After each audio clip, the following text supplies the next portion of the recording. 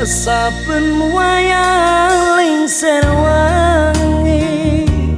mripat iki ora bisa turu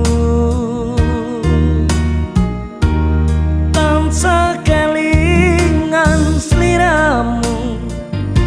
wong ayu kang dadi papujanku rasane ngatiku arep sambat nanging